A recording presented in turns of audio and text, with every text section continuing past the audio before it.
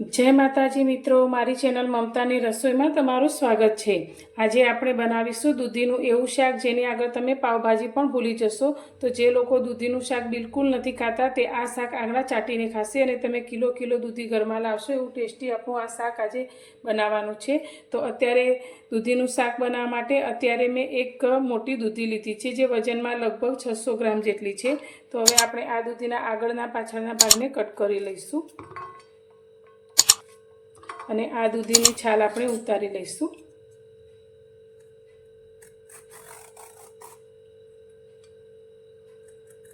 તો તમે કે દૂધીનું શાક તો ઘણીવાર બનાવતા હશો, પણ એકવાર આ રીતે બનાવજો તો તમે જે પાવભાજી બજારની લાવો છો તે પણ ભૂલી જશો, તેટલું ટેસ્ટી આપણું દૂધીનું શાક બને છે।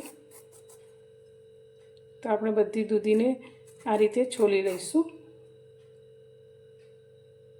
तो दूधीनी छाल आपणे काढी लीधी है। तो हवे आ दूधीना आपणे रफली मोटा टुकड़ा करी लईशुं। तो तमे जो बीजवाળી दूधी लेता होय तो तेमांथी वच्चेथी बीजनो भाग काढी लेवानो, पण अत्यारे आपणे एकदम कुमળી होय तेवी दूधी लीधी है। तो आ रीते मोटा मोटा टुकड़ामां तेने कट करी लईशुं।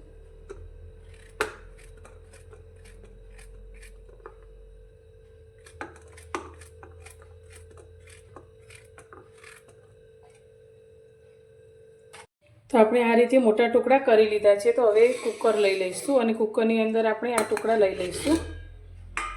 हवे तेनी अंदर अत्यारे आपणे स्वाद प्रमाणे 1 चमची जेटલું મીઠું एड करीशुं अने साथे आपणे अर्धी वाटकी अंदर पाणी उमेरीशुं। तो दूधीमां पण पाणीनो भाग होय छे એટલે पाणी आपणे अत्यारे अर्धी वाटकी जेटલું उमेरीशुं अने कूकरनुं ढांकण बंद करी अने 4 सीटी करी लईशुं। दूधी अपनी बफाय है त्यां सुधी आगळनी तैयारी करीशुं। तो अत्यारे मैं लसण सूकું लीधुं छे। तो 15 जेवी कड़ी आपणी नानी लसणनी लीधी छे। तो एक खाडनी लई लईशुं अने तेनी अंदर आ लसणने आपणे लई लईशुं। हवे तेनी साथे अत्यारे आपणे 2 चमची काश्मीरी लाल मरचुं लईशुं जेनाथी शाकनो कलर सारो आवशे। तो आ रीते मरचा साथे लसणने खांडीशुं तो शाकनी फ्लेवर खूब ज सरस आवे छे। तो हवे आपणे एकदम झीणुं करी लईशुं। अत्यारे आपणे दूधी बाफवा राखी हती तेनुं कूकर पण खोली लीधुं छे। तो दूधी पण एकदम सरस एवी आपणी बफाई गई छे। तो दूधीमां अत्यारे पाणीनुं प्रमाण थोडुं वधारे छे। तो आपणे तेने एक वाटकीनी अंदर काढी लईशुं।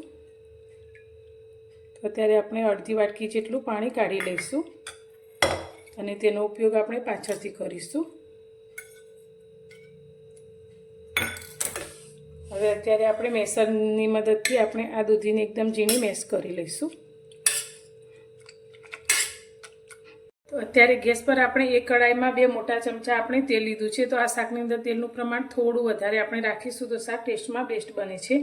तो हवे तेल आपणुं थोड़ुं गरम थई जाय एटले 1 चमची आपणे अंदर जीरुं एड करीशुं। जीरुं थोड़ुं संतळाय एटले आपणे थोड़ी अंदर हींग एड करीशुं। साथे थोड़ा मीठा લીમડાના पान उमेरीशुं। हवे अत्यारे मैं एक डूंगळीने आ रीते एकदम झीणी कट करी लीधी छे ते अंदर लईशुं। तमे डूंगળી ना लेवी होय तो स्कीप पण करी शको छो।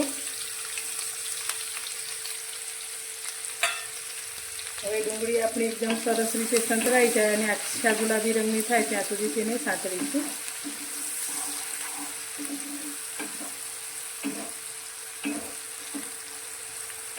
तो डूंगળીને આપણે हाई गैसनी फ्लेम पर ज सातळवानी छे।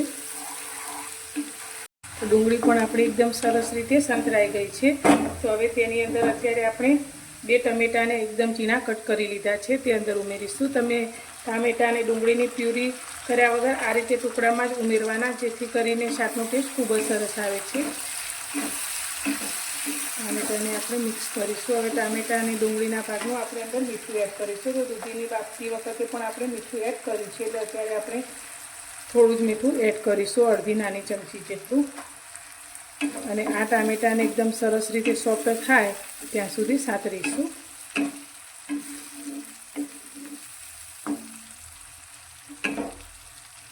હવે આપણે ટામેટાને જોઈ લઈશું। તો વચ્ચે મેં 2 થી 3 વાર તેને હલાવી લો। તો આપણા ટામેટા એકદમ સરસ રીતે સોફ્ટ થઈ ગયા છે અને આ રીતે ગળી ગયા છે। તો ચમચાથી આ રીતે થોડા પ્રેસ કરી અને મેં એકદમ ઝીણા મેશ કરી લીધા છે।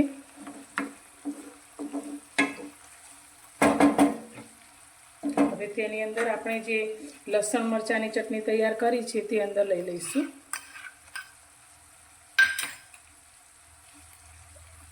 સારી રીતે મિક્સ કરી અને આપણે લસણને પણ ટામેટા ડુંગળીની સાથે સારી રીતે સાંતળીશું.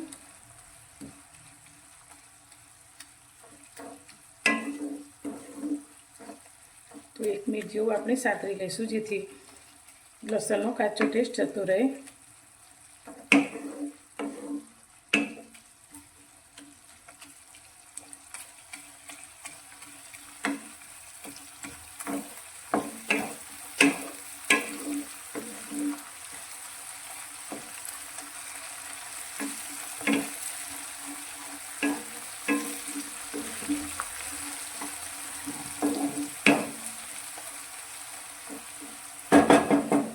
લસણ પણ આપણું સરસ રીતે અંદર સંતળાઈ ગયું છે. તો હવે અંદર આપણે નાની ચમચી અડધીથી ઓછી પણ હળદર એડ કરીશું અને સાથે આપણે તીખાશ માટે નાની ચમચી 1 મરચું પાવડર એડ કરીશું અને 1 ચમચી આપણે અંદર ધાણા જીરું પાવડર એડ કરીશું. હવે આપણે આ શાક પાવભાજી જેવું બનાવીએ છીએ એટલે અંદર 1 ચમચી આપણે પાવભાજીનો મસાલો લીધો છે તે એડ કરીશું અને બધા જ મસાલાને આપણે ગ્રેવી સાથે સારી રીતે સાંતળીશું. તો ફરી 1-8 મિનિટ જેવું આપણે તેને સાંતળવાનું છે.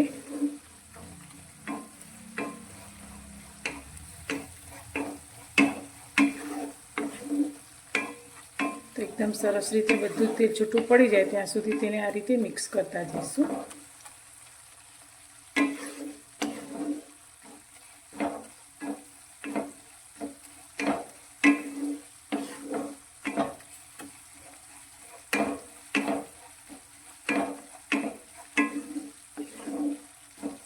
તો મસાલા આપણા બધા જ એકદમ સરસ રીતે સંતરાઈ ગયા છે. તો હવે આપણે જે દૂધીને બાફીને રાખી છે તે લઈ લઈશું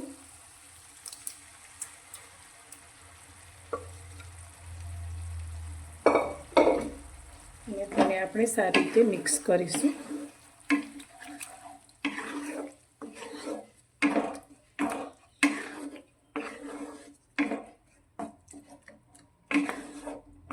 તો તમારે શાક જે રીતે ગ્રેવીવાળું રાખવું હોય તે પ્રમાણે તમે અંદર પાણી એડ કરી શકો છો.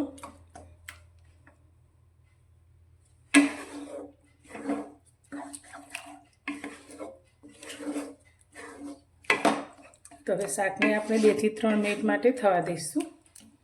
આ રીતે વચ્ચે વચ્ચે થોડું પ્રેસ કરીશું, જેથી કોઈ દૂધીનો ટુકડો રહી ગયો હશે તો તે સારી રીતે મેશ થઈ જશે. તો શાકને મેં 2 થી 3 મિનિટ તેલમાં સારી રીતે સાતળી લીધા પછી તેને 2 મિનિટ માટે આ રીતે ઢાંકી અને થવા દીધું છે. તો હવે શાકને આપણે જોઈ લઈશું. તો તમે જોઈ શકો છો એકદમ સરસ એવું તેલ છૂટું પડી ગયું છે.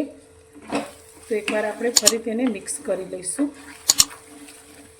તો એકદમ સરસ એ પાવભાજીની સુગંધ સાથે આપણું આ શાક તૈયાર થયું છે. તો હવે તેની ઉપર આપણે થોડી કોથમીર લઈ લઈશું. તો આ સ્ટેજ ઉપર તમે શાકને થોડું ચાખી લેવાનું, કંઈ પણ થોડું વધારે ઓછું લાગતું હોય તો તમે તેની અંદર ઉમેરી શકો છો. ગેસની ફ્લેમ આપણે બંધ કરીશું અને શાકને સર્વ કરીશું. તો શાકને અત્યારે આપણે પરોઠા સાથે સર્વ કર્યું છે. તો એકદમ ટેસ્ટી અને પાવભાજીને પણ ભૂલાવી દે તેવું આપણું શાક બનીને તૈયાર થયું છે. તો તમે આ શાકને રોટલી, ભાખરી, પૂરી કે પરાઠા કે પાવ સાથે પણ સર્વ કરી શકો છો. તો ટેસ્ટમાં બેસ્ટ એવું આપણું આજે દૂધીની પાવભાજીનું શાક બનીને તૈયાર છે. તો તમને આજની મારી રેસીપી કેવી લાગી તે મને કોમેન્ટમાં જરૂરથી જણાવજો અને પસંદ આવી હોય તો વિડીયોને લાઇક કરવાનું બિલકુલ ભૂલતા નહીં અને કોમેન્ટમાં જણાવજો કે રેસીપી કેવી લાગી. અને મારી ચેનલ પર નવા છો તો ચેનલને સબસ્ક્રાઈબ કરવાનું બિલકુલ ભૂલતા નહીં. તો ફરી મળીશું એક નવી જ રેસીપી સાથે નવા વિડીયોમાં.